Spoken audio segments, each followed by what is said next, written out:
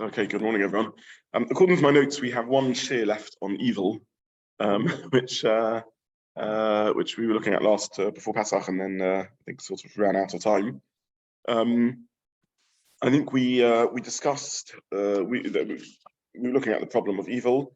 Obviously, a sensitive matter because much evil is associated with human suffering and how we deal with it, and questions around tzaddik v'ralo, those who are righteous suffering, undeserved suffering, even deserved suffering often is difficult to understand. We spoke about translation, etymology of the word tov and ra. Tov meaning good, probably linked to sort of functionality. Hatovas haneros, the sort of setting up of the lights. If you talk about a good table, you mean a table that functions well. And ra, perhaps linked to the word brokenness or otherness. Sulam ru'ah means a broken ladder in Aramaic, in use of Aramaic, that which is fragmented and detached from its purpose or its cause. And we discussed sort of the causes of evil that we see in the world, much which is human generated. Perhaps all human generated if we tie it into the Chet Adam Harishon, into the original sin. We had a little bit of a discussion around that. I think we briefly touched upon the terminology of the Gemara, which talks about Yisurim, or suffering, sometimes as an onesh, indeed as a punishment. Psukim that talk about the tochacha, the rebuke, and also Yisurim shel ava, suffering which is not seen as a punishment, but rather seen as a growth opportunity. In other words, often the struggles in life are times through which we grow. And again, I want to reiterate, it's fairly easy to sit here and sort of say fairly trite statements around it. Obviously, people who are going through suffering and difficult times, it's not always easy just to, or appropriate indeed, just to philosophize. What I wanted to do in this final share was look at in a sense, on a deeper level, at the source of evil in its very root. And I think Neil actually asked me to comment on the pasuk in Yeshaya Mem Hey, a pasuk with which we are somewhat familiar in a slightly altered form. And the pasuk says as follows: Yotza or v'choshech, Hashem forms light and creates darkness. Oiseh shalom, he makes peace. And how does the pasuk finish? So in davening we say V'rei Sakol, he creates everything. In Yeshaya we say V'rei Ra, he creates evil. And then the pasuk finishes, Ani Hashem, I am Hashem, Oiseh kol eileh, I do all of this. So Hashem takes himself the claim of V'rei Ra, being the creator of evil. Hashem says, I'm Oiseh kol eileh, I do everything. I'm the one that does everything. Now, one will often hear two thoughts put forward philosophically, one of which I've shared already, shared in previous year, just said in my summary now, and one of which I haven't mentioned, but it's often said. One will claim that the source of all evil is human beings, human decisions. The pasuk seems to say not like that. And the other one will say that there is no such thing as evil, it is merely the absence of good. This quote is attributed to many philosophers. In more recent times, it's attributed to Einstein. Einstein himself was an interesting on many levels, but in terms of theology, you'll hear people claiming he was both an atheist and a theist, and a believer and a non-believer, and so on. As far as I can tell, I'm no expert on the subject, but as far as I can tell, he was a pantheist. Hence the confusion, because some pantheists, or some people think pantheists are believers in God, others think it's word games, and what they really mean to say is they don't believe in God. But leaving that aside, Einstein certainly reflected on these things, and he's reputed to have said this argument that it's like asking who created darkness. It's simply the absence of light, and evil is simply the absence of good. And he believed that was a resolution to the problem of evil, if this quote is accurate. But this pasuk again seems to say not like that. So I think that the pasuk needs more detailed analysis. And whilst the pasuk is saying something very important and radical and interesting, I don't think it's going quite as far as it's often taken. And to do this, we need to speak a little bit about the words Bria and Yetzira. When we look in the creation story in Bereshis, chapter Aleph and chapter Beis, Perek Aleph and Perek Beis, There's two words that are used to describe creation famously: bria, creation, and yitzira, which means formation, something like that. The word yitzira is linked etymologically to tzir, to make a picture, to carve out, to carve out, to delineate. So bria is taken to mean yesh me'ayin, creativity, something from nothing, which is an act reserved for Hashem. And yitzira is taken to mean forming, i.e. forming something from something which already exists, which is an act that humans can do in some ways and Hashem can do in his own unique way.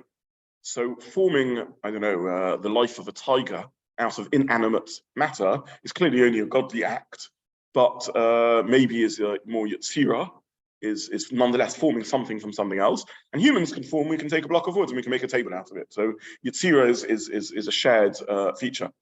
Now, if you look in Bereshis, the word bria really is used 3 times. It's used Bereshis bara Elokim. In other words, the original act of creation, which is yesh me'ayin, something from nothing, existence coming into being. It's used for the earliest life form mentioned, the tanin, which are some form of aquatic creatures or something. There again, it talks about bria, it uses the word bria. In other words, the shift from inanimate to animate is not seen as yitzira, but it's seen as bria. There's something new coming into existence, something completely original. And then it's used for the 3rd time in the creation of humanity. So the shift from animal to human, again, has a bria element to it. The qualitative increase in consciousness and our moral abilities and the tzelem elokim, our potential for godliness and the like, maybe our bechira, our ability to choose, whatever it is that's unique about a human. That's the 3rd time that the word bria is used. As far as I know, those are the only 3 times that bria is used in Bereshis, in the creation, in the story of the creation. In other words, the variety, for example, of plant life and animal life that exists, on some level is yitzira. It's yesh me'yesh. It's something from something. Obviously, there are the multiplicity of species and the enormity of flora and fauna and plant life that exists and so on. All of this is fantastic and wonderful. But on some level, it's yitzira. Somehow inherent in the already existing matter is the potential for, I guess, chemicals to be combined and form organic material and so on. There's not a bria, there's not something that's completely original and new that's being put into it. But when organic matter somehow combines into a animal life, there's something remarkable and original there, which is more original than just speciation or the like, and therefore that's referred to as bria. And similarly, when human beings come into existence, even though there's much which is animalistic about us, but nonetheless, the morality or godliness or consciousness that we have, that's a bria also. That's what seems to come out of the story of Bereshis. So applying this use of terms, which the Torah doesn't entirely use when it comes to Ra and Toiv and Ur and Choshech, we seem to have something very interesting. Let's take the first half of the pasuk, which is sort of morally neutral. Ur or V'er Choshech. Hashem forms light and creates darkness. So it's interesting. Bria, the creation of something from nothing, yesh me'ayin, the completely original creation, is described with choshech, with darkness, and light is described using the language of yitzira, yesh me'yesh, something from something else, which is a little difficult to understand. Moreover, we don't really understand what it means to talk about creating darkness. As far as we understand with current physics, darkness is merely the absence of light. Just however you understand light, photons, rays, whatever it is. In the absence of these photons, these waves, there's darkness. So there's no creation really involved in darkness. There's creation involved in light. In fact, the pasuk says that really. I mean, this is the first mama of HaKadosh Baruch Hu is Yehi Or, the first explicit statement, at least of Hashem. I mean, the beginning of the universe and time into existence, Bereshis bara Elokim, is a hidden mama. I think we've discussed that on other occasions. It's like a hidden statement of Hashem. But certainly the second mama is Yehi Or, there should be light. So it's light that's brought into existence. If anything, Bria should be referred to as the description of the creation of light, as opposed to darkness. So that's question number 2. Question number 3 is, surely this pasuk is contradicting Bereshis, Because in Bereshis, it doesn't use the word Bria about the creation of light, and it doesn't use the word Bria about the creation of Ra, for that matter, the second half of the pasuk. It only uses Bria in these 3 times, as I said. So how can the Novi talk about Bria when it comes to the creation of light, or the creation of, or darkness rather, or the creation of evil? So those are the 3 questions on the pasuk in Yeshaya. And I think, I haven't seen this answer explicitly anywhere, though there are perhaps allusions to it in the Vilna Gaon and others. But I think the explanation is as follows. If we think about darkness, is it entirely true to say that darkness is the absence of light? Well, darkness is only the absence of light once there is the concept of light in existence. In other words, you can talk about the absence of photons if there are photons. If we live in a universe in which there's the potential for photons, you can talk about the absence of light waves, which are a form of electromagnetic radiation. If we live in a universe that has electromagnetic radiation, I mean, we could speculate, if we were exceptionally imaginative, about a completely different universe in which there was, I don't know, other forms of, we don't even have words for it, a matter of energy. I mean, by definition, we only have words for things that exist. We could invent other things, and then we could say, oh, well, we live in a universe in which it's dark, in which there's the absence of these things. But that's meaningless, because only once there is a universe which has within it the concept of electromagnetic radiation, we can then talk about the absence of electromagnetic radiation and the like. Are you with me? Does this make sense? Imagine a universe, for example, in which there was no electromagnetic spectrum at all. It wouldn't be a dark universe. But darkness means the absence of electromagnetic radiation. But there isn't any electromagnetic radiation. So there's no concept of darkness there to talk about. Or getting to the second half of the pasuk, if we live in a universe in which there's no morality at all, that's a universe that has no moral agency at all. It's just things moving around, laws of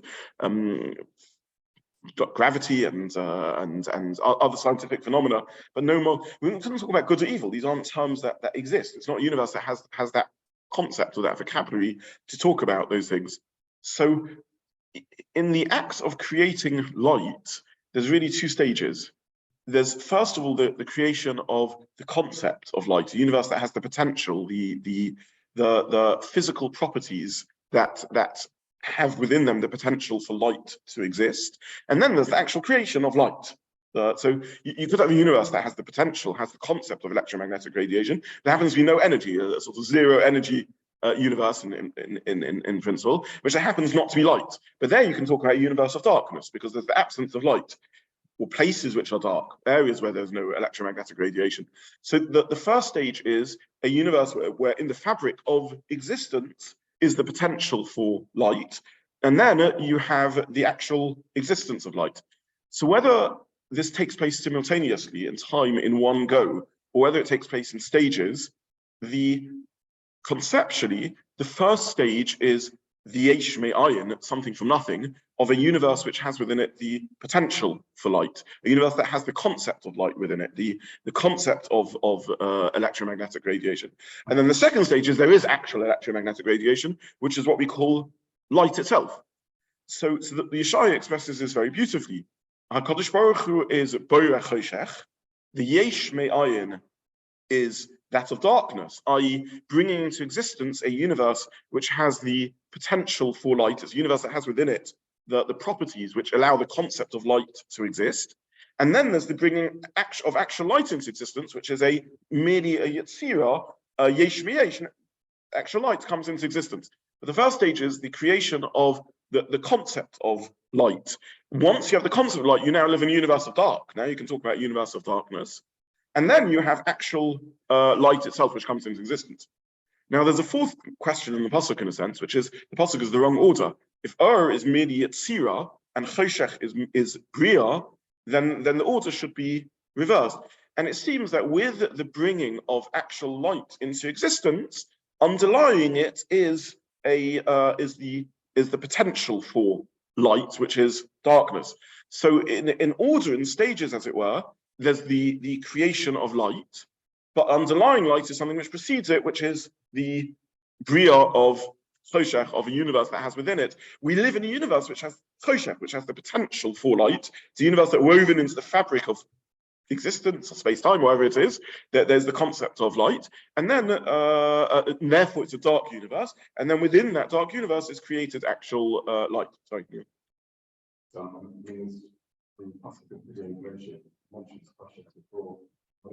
Yes, yes. So I think, therefore, I'll answer the question of where the Boira is it seems that in the creation of the world, Bereshis bara Elokim, as I don't know, we'd say nowadays, space-time comes into existence, whatever it is a universe which has within it the potential for light, and therefore you have Choshech. And that's the Boira Choshech. It seems it's somehow fundamental to existence itself, that the physical existence itself, that there's the potential for energy and light and electromagnetic radiation or photons, whatever it may be, and that's the Boira Choshech. And then Yehi is the Yitzira of Yesh Miyesh of light. So that Choshech al Bnei Sodom, yeah, yes, yeah. So that's light on this by looking at a more intense form of darkness, which plagued the Egyptians. There are sources that suggest that there's a choshech, a darkness, which is not merely the absence of light, but is a sort of a presence of darkness, like perhaps the Medrash that talks about the choshech of Egypt. It's really semi-based on a pasuk, having some sort of mamoshos or tangibility to it. I'm not going down that path for this explanation. I'm saying something else, which is, and there may be scientific ideas behind this, by the way, dark matter and black holes and things like that, I don't know. But for now, I'm not going to this. I'm saying merely that I'm saying a different concept, which is that the creation of the universe, it seems, the bria, inherent in the very bria of the world, is a universe which has the potential for energy and light within it. And at that point, therefore, darkness comes into existence. Because darkness is absence of something, only when there's the potential for that something can you talk about the concept of darkness. And then there's the Yitzira of the actual coming into existence in reality of that energy, the energy being infused into the universe, or whatever it may be. That's merely an act of Yitzira. So appears to be. So we'll get to that now. So now let's look now at the second half of the pasuk. It seems, therefore, by analogy, we have the same concept in the second half of the pasuk, only with the creation of a universe, as I said, in which there's no concept of morality, there's no free agents, there's no choosing beings, there's only the laws of material science, let's say. In such a universe, there's no concept of absence of good, or to put it differently, there's no concept of evil. If there is no good, there is no evil. So the first stage is the creation of the concept of evil, or to put it differently, that the universe we live in isn't merely a physical universe, but is a universe in which it's a moral universe also, a universe which has woven into its existence the concept of morality. Now we can talk about the absence of good, i.e. evil has been created, has been brought into existence. And then there's the Yitzira, there's the formation of goodness within that. So then the Bria is infused with the energy, exact analogy to light and dark. So again, how does the Novi use the term Bria when it comes to evil and good? Bereshis doesn't. I think the same idea. Bereshis does use the word Bria at the creation of humanity. It uses it in the concept of humans being created with Selem Elokim, which the Mekubalim understands means the gift and the responsibility of free will. So at the point in which the Bria is given a moral agent, at that point the universe shifts immeasurably. It becomes, there's a yesh me'ayin creation of a moral layer now to the universe. Or perhaps this is built into the very fabric of Bereshis bara Elokim. I don't know, maybe it's already built into the universe from the beginning, that it's a moral universe. But at some stage, either in the Bria of the universe, Bereshis bara Elokim, or in the Bria of humanity, is created the potential for good. Now we can talk about the absence of good, which is Boira Ra. So this seems to be the shot, and this is the suggestion, as I said, I've been inspired to this thought by various commentaries, but I haven't seen anyone sort of lay it out specifically. This seems to be the reading in the pasuk that Boira Ra, HaKadosh Baruch Hu created a universe which has morality in it. Now there's a moral vacuum, and now that needs to be filled. So Ra is the moral vacuum, which then needs to be filled with goodness. It's interesting, by the way, that in this pasuk in Yeshaya, the antonym of Ra is Shalom, as opposed to Toiv, right? So you have Or and Choshech, you have light and dark, and then you have Ra opposed by Shalom. I don't know why the pasuk uses that as the alternative, other than to say that in our etymology of Toiv, we can see why Shalom is a useful alternative to goodness. If Ra means brokenness or detachment, then something which is functioning and not detached would be called shlemus, would be called that which is Shalom, that which is perfect. Shalom doesn't mean peace merely; it means harmony, harmoniousness, or something like that. If if we talk about in a relationship, someone has shalom, you don't mean merely that they're not throwing pots and pans at each other. You don't mean a cold peace, that they're not fighting. You mean that there's a harmoniousness; they're able to work together. So shalom seems to be unbrokenness, and only in a universe in which there's no morality, there's no concept or no free agency, there's no concept really of brokenness either. I mean, even though I said that the word tov, in a sense, can be morally neutral, because we can talk about a shulchan tov, a good shulchan, and we mean it tables away in the way that a table should table. It does what tables are meant to do. And a good ladder is one that does what ladders are meant to do. It seems that purpose only makes sense in a universe that has agents, that has free agents. Then there's a purposefulness to it. Is the sun less functional if it ceases to burn and give life on Earth, or more functional if it does? It's meaningless. It's just laws of physics at work. Neither are more or less functional. It's only when it comes to us human beings who are free agents and create functionality and purpose. We have intentionality. In that universe, you can then talk about broken or unbroken. You can talk about Tov and Ra, or Shalom and Ra, something which is functioning or dysfunctional. In a universe without purpose or intentionality, there's no functionality or dysfunctionality either. So even the sort of morally neutral uses of the word seem to only make sense in a world in which there's agency. Which is why I said I'm not entirely sure whether the Bria that's being referred to here is the creation of humans, who are Bali Bechira, or inherent in Bereshis Barakim. Because of course Hashem looks at the Bria even before the existence of humans and says this is Toiv, this is good, i.e. this is functional and this is dysfunctional and so on. So it would seem, because Hashem is a free agent, he is the ultimate free agent, the ultimate cause who has intentionality. So it would seem that at least on some level these concepts exist even before the creation of human beings. So this seems to be the pshat in the pasuk. And Hashem concludes, "Ani Hashem, kol eila, I do everything." In other words, don't see me as the cause only of good, but also see me as the cause of evil, in that through the universe I created the potential for good, and you can't, inherent in the creation of the potential for good is the creation of evil. And on some level, the creation of evil is more fundamental than the creation of good, because it's only with the foundation of the possibility of good that you have the possibility that you can have good itself. In the same way as it's only the creation with the possibility of light that you can have light itself. So we've arrived at an alternative translation of evil, in the same way as we arrived at an alternative translation of choshech.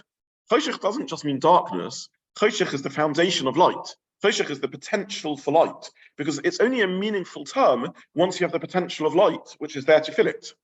So we can now define choshech as potentiality for light. That's what darkness means.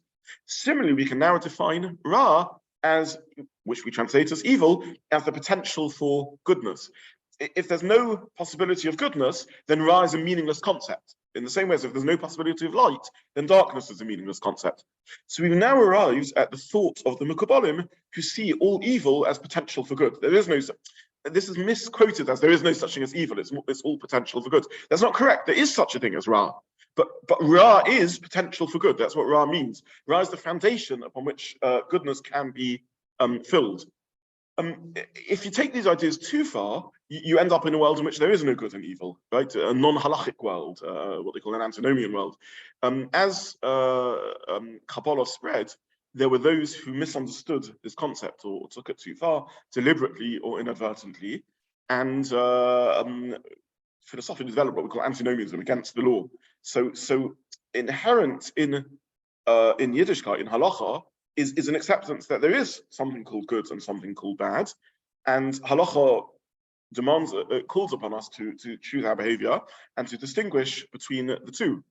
But taken too far, these mystical ideas can lead to a denial of the existence of evil, because all evil is in a sense a deeper or more foundational good. It's the very raw material of which good is made, in the same way as darkness is the very raw material and the foundation of the possibility of life, of light. Famously, of course, Shabtai Tzvi ended up in Antinomian, in which he called on his followers to transgress the most awful and repugnant Isurim, Lishma.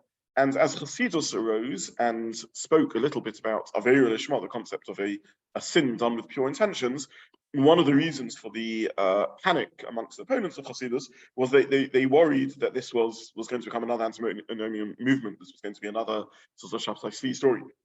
To what degree this was an unfounded worry, or to what degree there really are in Chassidus very subtle traces of this, remains a subject of controversy. Obviously, if it had significant traces of this, it would cease to be an Orthodox Jewish movement in any way at all. And clearly, the way Chassidus, as we have it, as that's not the case. But whether there was something within it or that, there are references in Chassidus to maybe occasionally dipping into, with great caution, into the concept of Aveira Lishma and so on. So maybe there really is a philosophy there that on rare occasions, something can be achieved through dipping into darkness in order to better experience light somehow. But certainly it's not it's not in the fabric of the movement in a significant way. But at least there was a fear at the beginning of Chassidus that this would prove to be the case. So this is really when we talk about there being a danger in learning mysticism, right? What is this fear of learning Kabbalah or mysticism and so on? Because there always is a potential that within mysticism it can be a tension and a potential for conflict with halacha. Because mysticism sees everything rooted in godliness. That's the point of being a mystic, in which you're immersed in a sort of godly experience. And if you're so immersed in the godly experience, you can lose the halacha calls upon us to cut, to draw lines, to distinguish. Amavdil being kodesh lachol, being ola choshech, etc. Halacha calls upon us to draw barriers, and the mystic's instinct is to revolt against that, is to join everything together, and that sort of tension between the two is really at the heart of starting of Yiddishkeit, and the danger that lies around mysticism.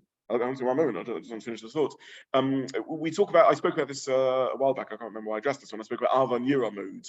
So Rambam himself describes it's very interesting. The Rambam describes experiences which certainly nowadays we would label as mystical experiences. You know, the Rambam, as a philosopher, was very rationalist, and he talks about Avas Hashem, and he describes this experience of being so immersed in the presence and awareness of Hashem that one feels this intense love. He speaks about how to get this love through, in Mishnah Torah, he says, through reflecting on nature and the wonders of nature. In his Sefer Mitzvahs, he says, through reflecting on the wonders of nature plus Torah. But whichever version one goes with, one can immerse oneself in an awareness of the presence of Hashem. And as one becomes overwhelmed by an awareness of sort of the all-encompassing, immersive immanence of HaKadosh Baruch Hu, one feels an intense ava, and then miyad nirtza ma'achora, one's immediately overwhelmed by this and almost thrown backwards. And one then becomes aware of the enormous gulf that exists between us and the infinite, and that's the Yira mode, that's the mode of fear. So that's the sort of this sort of dynamic between Ava and Yira.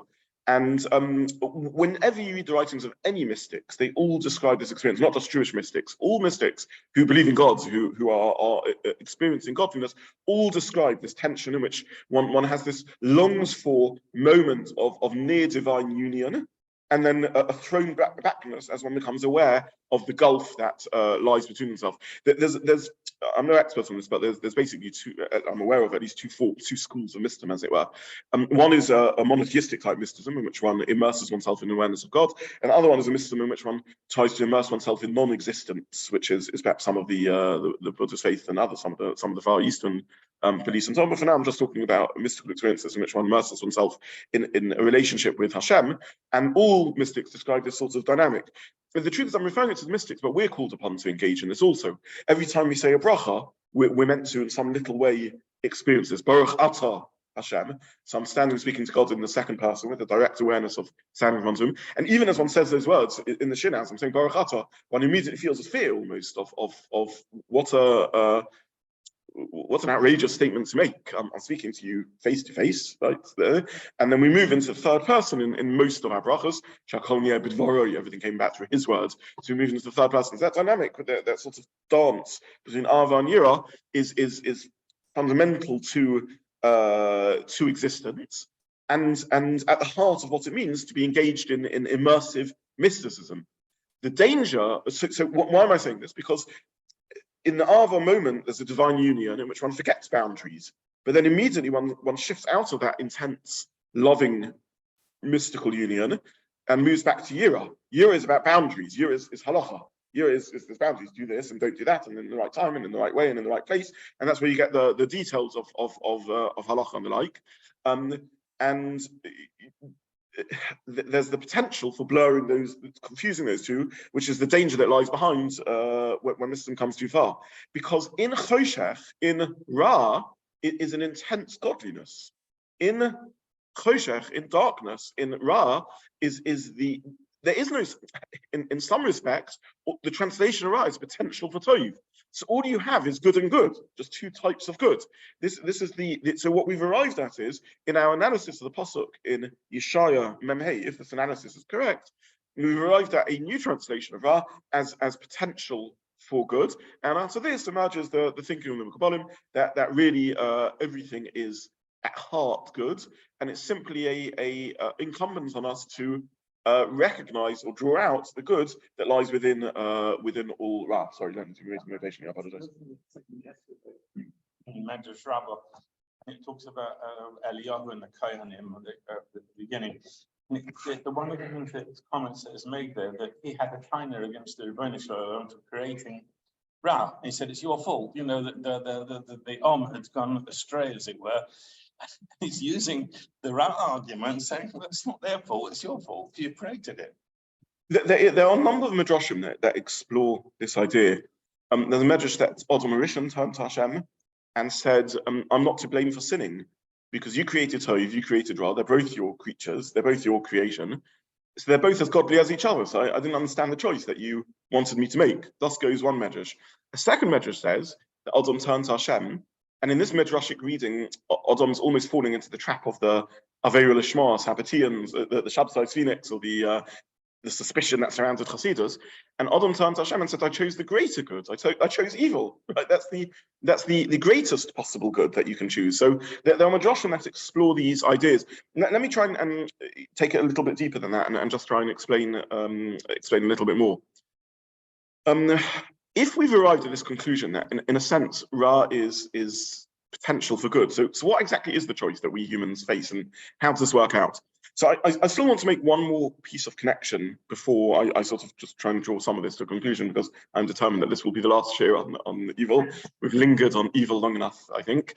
I spoke last share, many weeks ago, about the idea of the Mekabalim that all evil has to draw nourishment from good. There has to be a nitzot, a spark of goodness within evil.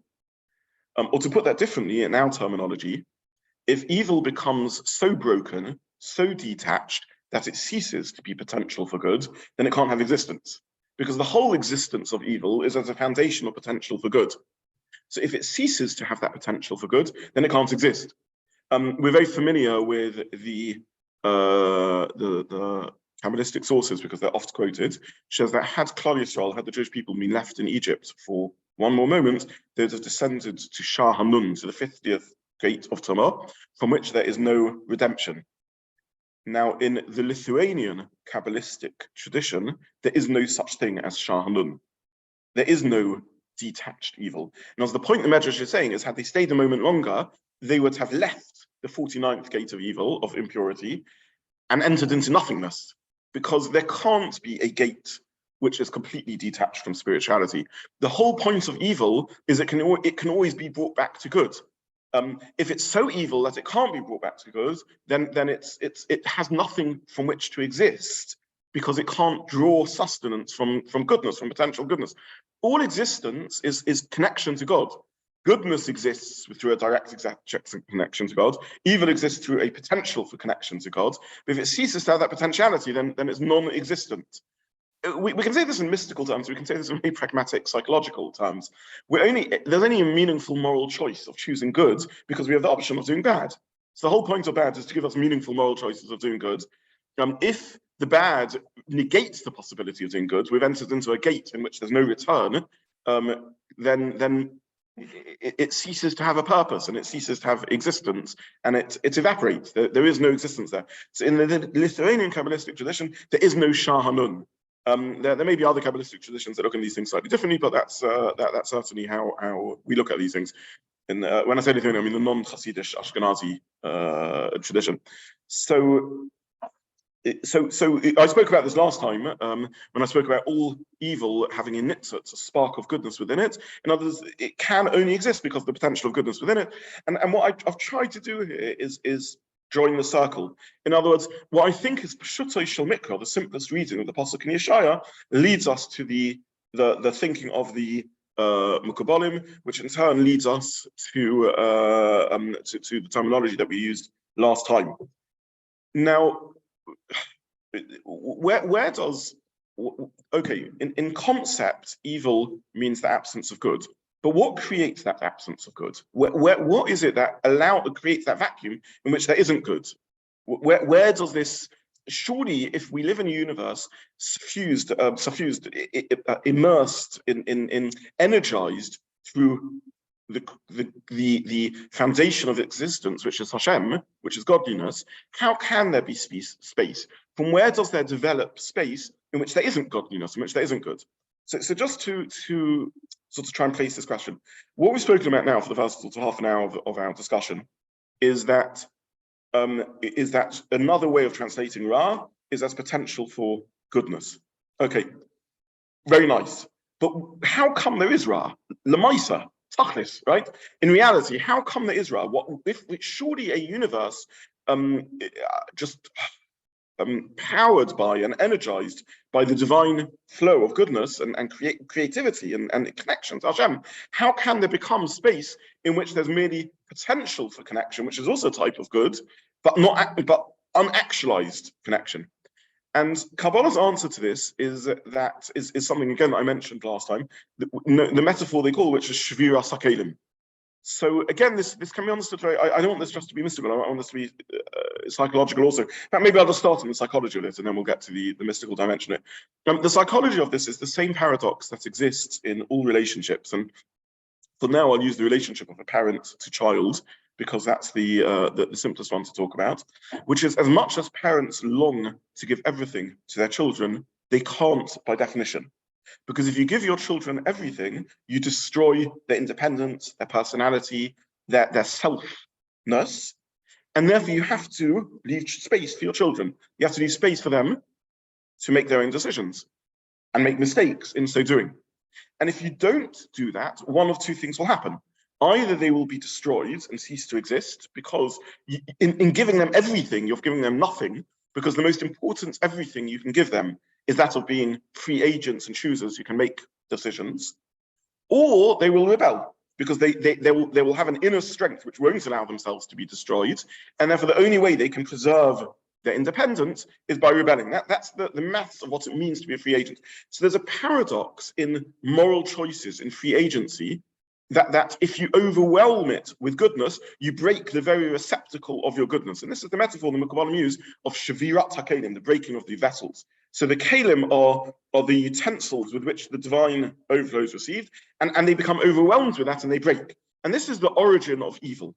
In other words, the origin of the absence of good is because of the paradox that good is not just that good needs in stage one of what I was saying, good needs the foundation of evil, like light needs the foundation of darkness, because the concept of darkness only makes sense if there's an absence of light. Once you have the potential for light, which is called darkness, then you can fill it with light. Once you have the potential for good, then you can fill it with good. And the potential for good we call Ra, and the potential for light we call darkness. But what we're now saying is it's more foundational than that, it's more basic than that, which is good can only exist with the potential for evil, because or more than that, evil is a necessary condition in goodness, because you can't, if you try and create a universe which is only good, you shatter the vessels. You destroy the very receptacle of the goodness, because if the free agent or the child becomes aware that they have nothing of themselves, that they are just a product of their parents forming them, then either they realize they are nothing and they cease to exist, or they need to exert their independence and rebel. So brokenness or rebellion is built into the paradox of goodness and evil. In other words, morality we've spoken before in previous sessions as to what degree God could have created an alternative universe, right? Could there be a universe in which 1 + 1 = 3 or the like? I'm leaving aside those paradoxes. We're working within the universe as we can think, within the universe that we can understand. Those who are interested in those paradoxes can listen to the previous show, and we can discuss on another occasion. Within the world as we understand it, there's a paradox, an impossibility to have unchosen goodness. Goodness by definition has to be chosen, and it can only be chosen when there's 2 options. And therefore, the only way you can have goodness is to leave a space for an option of bad. And as I said, this is a mystical idea. This is a psychological idea. The paradox of evil is that if the human thinks the only way they can exert their independence is by choosing evil, in a sense, they're like the toddler having a tantrum, or the teenager throwing the teenage equivalent of a tantrum. In other words, if a teenager says or a toddler for that matter, the only way I can exert my independence is by defying you, that's very sad. Now, it's not tragically sad, because we've all been teenagers and we've all done that, and that's fine, that's okay. But fundamentally, behind that lies a sadness, which is that the teenager thinks the only way they can be independent is by doing the opposite of what you're saying.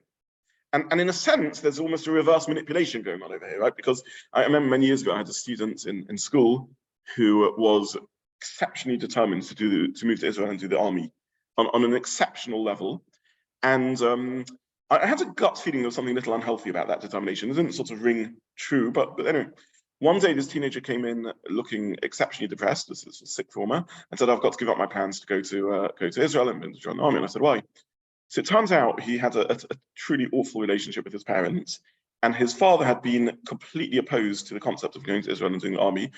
And that was what was driving his desire to do so. His father, the day before, had finally come round to the idea of him doing the army and said, okay, I've got friends in Israel who work in the army, I'm going to call them up and I'm going to pull strings and I'm going to get you into the army and get you a good position, etc. Doing exactly what the teenager didn't want his father to do, which was begin running his life and putting the strings and so on. And the teenager's response was, no, I'm not going to the army because... And why do I bring this story out? Because there's a tragedy there, that the teenager is rebelling because they think they're exerting independence. But in fact, they're in a sense, I'm not saying the parent was consciously manipulating the child, but in a sense, they were being as controlled as not, because they were simply defining themselves by what they're not, rather than defining themselves by what they are. So the true moral choice is to switch off from all these calculations of ego and just do that which is correct. That's what it means to make good decisions. So again, so just to summarize, inherent in goodness has to be the possibility of evil, and this is what creates the space for vacuum. There's a medrash, and Lenin mentioned midrashim around prophets and neviim and so on, challenging God around the existence of evil. There's a fascinating medrash which brings out almost a moral paradox around this, in which Adam turns to Hashem and he says that I chose evil because evil is the option that involves less ego, less self. Because since both are good, both options are good is good and bad is good, because bad is simply the potential for good. If I do good, then I'm doing good, great. But there's a me involved in it. I'm saying I've chosen to do good. I've brought shlemus, shalom, connection into existence. And I haven't completely negated myself. Far better for me to do bad and therefore live in a pristine universe in which all the good that exists is from God, none of it is from myself. Do you see how these ideas can be played with? And again, we're getting back. The Medrash is arguing that Adam is again the figure who's become confused between good and evil because he's become so immersed in this mystical idea of evil as being the potential for good. So you can look at evil as the greater ego option, the teenager who's can only form their identity by rebelling against their over-controlling father, if that's what was going on in the story. I'm not making a judgment of what happened there. That this rings in my mind as a reminder of this. So you can say that evil is the option of choosing greater ego, or you can talk yourself into a model in which evil is the better option, because it's the option which I don't fool myself into thinking I'm a partner with God in bringing good into existence. It's just pristine. It's the most pure form of goodness, one in which I'm not stepping forward to do good. Okay, so let's leave the realm of sort of this sort of mystical talk and just try and summarize this in very brief terms. But by the way, maybe I'll just add one final point to a mystical, and then I'll try and just bring this out Lamais into a more normal discourse. There is a Ramchal, who says the following idea, but I'll slightly distort the idea and say it the way the Netziv says it. It's an incredible Netziv. There's a very, very well-known moshel of Shem turns to humanity and says, I give you two options, good or evil. So Medrash comments on that, see, that we need to ponder sometimes to work out the difference between good and evil. And the Medrash gives a moshel. And it says, imagine a person walking along the path, and they want to head to the palace in the distance. And they see in front of them two paths. One is a wide, smooth avenue, and the other is a narrow, twisting path. And they want to go on the wide, broad avenue to get straight to the palace. But standing at the corner is a local. And the local says to them, no, that straight path, just as it veers off into the horizon, will become filled with dangers and wild animals and brambles and thorns and twistingness. And it'll be a terrible journey to get to the palace. Whereas this narrow path that you see on the side that looks like a little footpath, just get around the corner and it'll open up to a smooth straight path, which will get you straight to the palace. And Medrash uses this as an analogy for the choices we face in this world. Sometimes the easy option, get around the corner and you realize it's a terrible option. And sometimes the path that looks a little bit tougher, you get around the corner and you realize this is the way to reach greatness. This is see, I'm putting in front of you good and evil. You have to ponder, you have to reflect. Sometimes that which looks easy, in fact, will be difficult. Okay. Ask the Netziv, the analogy is wrong. Because the analogy seems to say that the smooth path will eventually become difficult, and the more difficult path will eventually move. But they both get you to the palace. That's not the analogy. The analogy that the local should have said to this broad, comfortable avenue will lead you to a pit of destruction, will lead you to hell. And this narrow footpath will lead you to the palace. They're going to two different places. Answers the Netziv in line with the thinking of the Rabbi. The truth is both paths take us to the palace. Because there's no such thing as pure evil. All evil has within it, all evil only exists because it's going to one day return to its source. This is the root of the Jewish conviction that there's no such thing as non-return, that we are infinitely plastic, infinitely malleable, that even no matter what choice we make, ultimately it can only be that evil can exist because one day it will be returned to goodness. Now, at the moment, in this world, we mustn't fall into the trap of antinomians. We mustn't become Sabbateans. We make a different bracha on something which is good, we say Hatov HaMeitiv, and something which is bad, we say Daim HaEmes. But in truth, in Olam Haba, when we have an altered state of consciousness almost, in which we can see the whole picture, then our mouths will be filled with laughter. Then we will make a bracha of Hatov HaMeitiv, both of good and evil. And again, I mean that in the most profound sense of the word. And Judaism at its essence is a mystical faith. And what it's telling us is that the most raw, deep evils that we experience in our own lives, or that Jews have experienced in the history, or that exists in the world, are ultimately going to be brought back to the good. Remember what we spoke about when we spoke about Chiyas HaMesim. This Chiyas HaMesim isn't just that we'll come back alive. Every moment of our life, every second that's passing, that second is dying. When we're brought back into Chiyas HaMesim, every second of our life comes back into existence. In other words, everything will be returned to goodness. To say this at this stage of existence is an act of cruelty. To turn to someone going through awfulness, or have been through the most awful experiences that humans have been through in our not so distant future, and saying there's a goodness that will ultimately emerge from that is an act of cruelty, because it's in denial of how our consciousnesses are now. As we currently exist, God forbid to see evil as good. We have to distinguish between the two. Note, ponder and reflect. But in truth, both will ultimately get to the palace. Ultimately, everything is going to be restored to good. Okay, so this is a profound idea. I'll simply say, please, 2 points before I go further. Please don't misunderstand me to saying it's okay to do good, evil, because it will get back to good. I'm not a Sabbatean or an antinomian or anything like that. I don't mean that at all. Number one, and number two, please don't misunderstand me to be saying, oh, it's okay to turn to someone going through difficult times and say, where if you really had enough emunah and b'tachon, you'd realize it's good. It's absolutely categorically not what I'm saying. So please, I genuinely mean that. Please don't take me as saying that. But this is the idea that the Mekabanim say and reflected in the Pasuk Yishai. What does this mean in practical terms? And with this, I'll conclude. It means three things, I think, that are relevant to us. The first is as we go through tough times, we do need to see them as potential for good. That doesn't mean to say that we say it's worth it. Chas v'shalom. Talk about the death of a human or the suffering of a human or misery is worth it. That's not what it means. All it means to say is we can draw some good out of it. To say it's worth it, that will be for the Olam HaTchiyah after Tchias Mason. That's not the world we live within. But to try and draw good out of it is the right thing to do, because ultimately Choshech is potential Ra is potential Tov. I think that's important. I think that's the first sort of reflection that we need to have. The second reflection that we need to have is I think that Can I just say this is right from it? Are we actually saying, although the individual can't see it, is going through suffering, he's actually better off as a result of having gone through suffering? In this world, all we can say is you can draw some good from it. In an ultimate truth to which we don't have access, and therefore it would be an act of cruelty to pretend otherwise, yes, we mean that people are ultimately better off. Yes, yeah, we do mean that. But we can't access that. So, and that's what I'm saying. It's a dangerous thing to say. The reason I gave my two, please don't misunderstand me, together, because they're the same thing.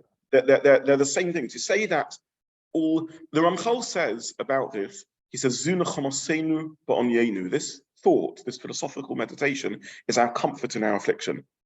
And it's a true thing. But it's very, very dangerous, because in the same way as saying, if all evil, you could argue, if both paths are going to get to the palace, then why can't I choose the part of the wide avenue? And yeah, I'll go through brambles around the corner. I'll still get to the palace, so who cares? And Ramchal says, in a certain, very, very distant sense, you're right, because both will get to the palace. That's a comfort. But in the meantime, what are you going to go through? So antinomianism, which sort of confuses good and evil, is messing up, because it's taking what's in the future for now. And the idea that somehow a way to deal with suffering is to say you're better off from it is messing up, because we don't yet experience that. But the more modest form of that, which is there is good you can draw out of it, is true to say. It's almost saying that one was in the overall scheme of things, a life full of misery. No, God forbid. That's the same as saying I would want to choose evil, because ultimately it will get back to good. And because, as Zobin Rishon says, in a way, there's a greater revelation of God in that. Because you're better off having gone through the suffering, what you said. Yeah. You're saying you're better off going through the suffering than having suffered at all. No, in a different dimension, in a different realm. And let me again, Zobin Rishon says a calculation which has truth to it, which is if I choose evil, I'm bringing greater good to the world, because God is the one who's completely elevating the world. I'm more profoundly connecting the world. Let me try and put this. I said I was going to avoid more mysticism and philosophy. Let me just say one thing. What we need to do is we need to trust Hashem. That's what it gets down to. Other antinomianisms, other Hasidic idea of Avera Lishma, which maybe has elements within Hasidus entirely wrong. Is it possible that there can be elevation achieved through doing things that are wrong? The answer is this is possible. So how do us Litvaks deal with that? Where do we get those chances? The answer is trust in God. If you're meant to bring about light through Chilul Shabbos in your life, Hashem will arrange things that you'll want to have to do Mechal Shabbos through saving someone's life and ringing a phone and this and that. If there's points of darkness where you need to bring light even to a greater depth of darkness, let Hashem sort that out. There's enough evil in the world to sustain bringing light wherever it's needed. We don't need to deliberately choose to bring more darkness into the world because of the potential of saying this is going to bring more light into the world. So the point of these philosophical ideas isn't there to, what we have to do is halacha. Halacha is to try and keep up mitzvahs. Halacha is to try and have a good life, not to seek misery. David HaMelech davens Hashem and is punished. David HaMelech davens Hashem and says, I want Yisraelis, I want trials in my life. And he's punished for that. He's given a trial that he doesn't succeed in overcoming. The Bathsheba story. That's how Chazal understand this story. We need to trust in Hashem. In other words, what that means is we need to go through life step by step in a simple way, in each situation, trying to do what's right in that, using the tools that we have, Shulchan Aruch, the gift of thinking and moral reasoning that Hashem has given us, the gift of decency, all of the various tools that we have to make decisions. We need to try and go through life and do as well as we. Says, don't give me any tests. We daven Hashem not to give us tests. We need to go through life and do the best that we can. When rubbish happens, when things get tough, we need to know that ultimately this is, whether Yisroel Shalav or Yisroel Shalom, whatever's going on, yes, there is a good, there is a this is Chazal express it, the Yetzer Tov is Tov, the Yetzer Hara is Tov Ma'od, is very good, is beyond goodness.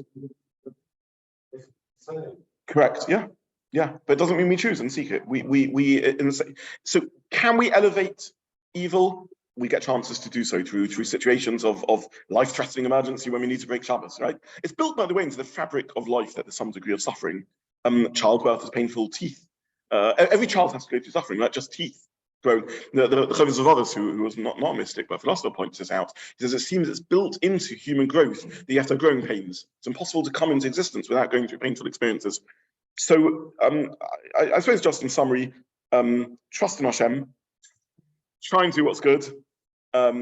Recognize that when bad things happen, it's simply an opportunity for potential good. When we have accidentally or inadvertently or through life made mistakes and done things which are wrong, comfort ourselves, as we do to Shuvah, of course, but comfort ourselves that we can bring everything back, that we can return everything to goodness, and that these mistakes happen. We shouldn't have chosen the evil, but in truth, the evil has created greater potential for good.